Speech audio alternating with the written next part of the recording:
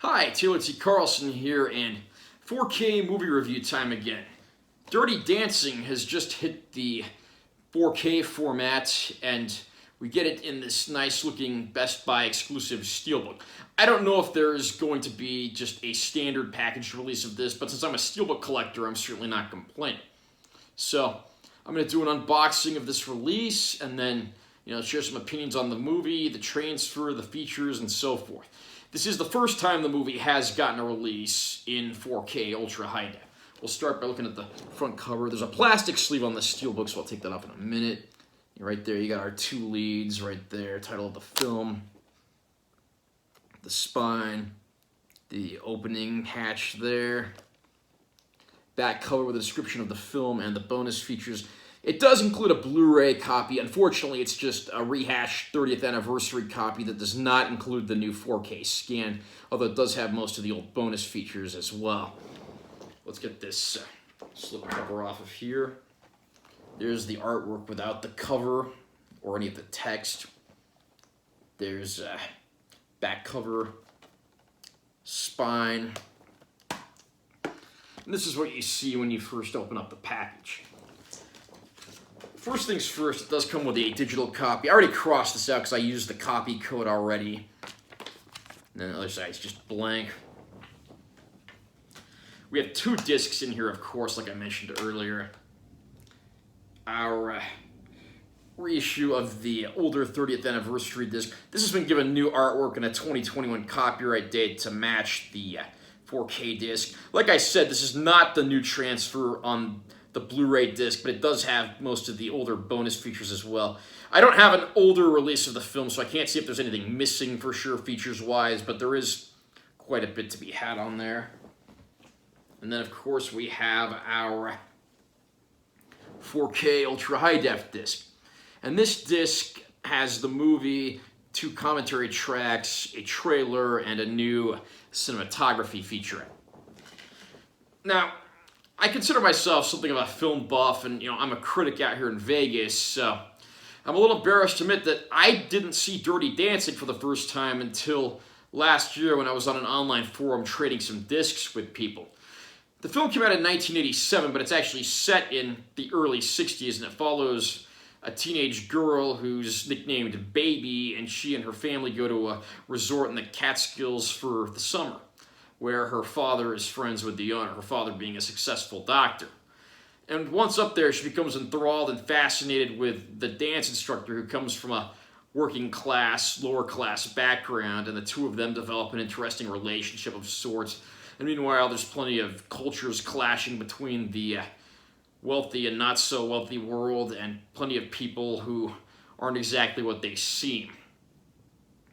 Yeah, Dirty Dancing covers a lot of themes that even in 1987 were already old hat, but the fact of the matter is, the movie is very good at what it's trying to do. It's very well cast. I mean, the two leads are great, and I personally like how the movie doesn't paint a dream scenario where they just get along perfectly.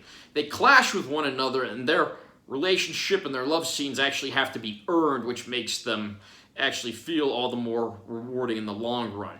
The cast also includes the likes of Jerry Orbach as the father, who does a pretty good job in his role, and the cast even includes Wayne Knight, the actor that would go on to play Newman on the hit sitcom Seinfeld. So, a little bit of everyone to be had here.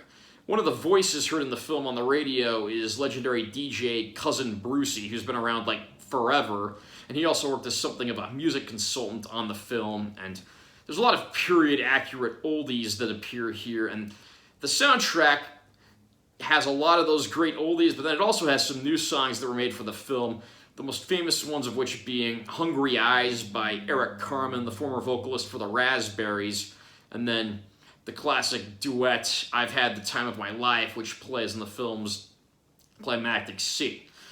I mean, I'm certainly not the target audience for Dirty Dancing, I will not deny that, but this is a better film than you'd probably think it is, and personally I was glad to revisit it. This was only my second time seeing the movie after having watched an older Blu-ray version about a year and a half or so ago.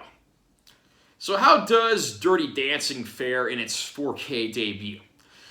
This is not a movie that's really had a lot of positive history when it comes to high-def releases.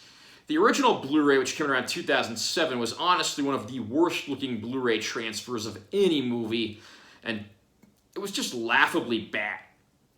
A few years later, they came out with an anniversary edition with a remastered transfer. Still not great looking, but it was at least a step up from that earlier release. What about 4K?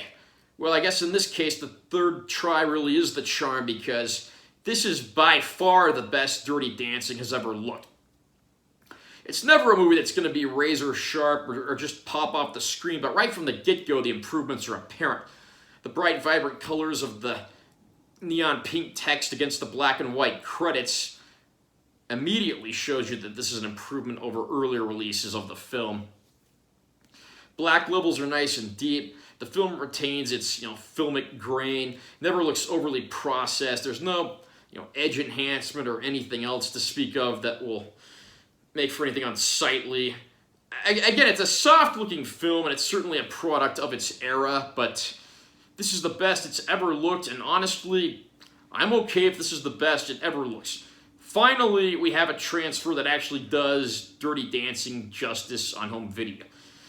Now, like I was saying, for bonus features, the Blu-ray disc just has the older remastered transfer of the movie. It doesn't have the 4K scan, sadly, but it does have most, if not all, of the old bonus features from earlier versions of the film. The 4K disc itself has 2 commentary tracks that are also on the Blu-ray.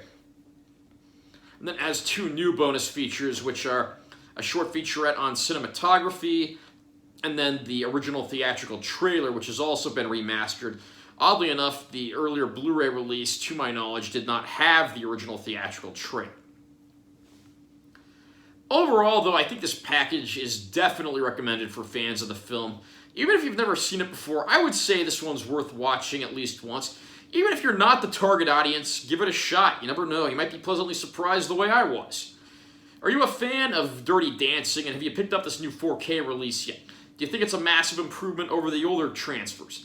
Comment down below and let me know what you think. Also, remember to subscribe to my channel because I'm always posting new videos. And be sure to give this one a like if you found it helpful or interesting. I'm Taylor T. Carlson. I'll see you next time.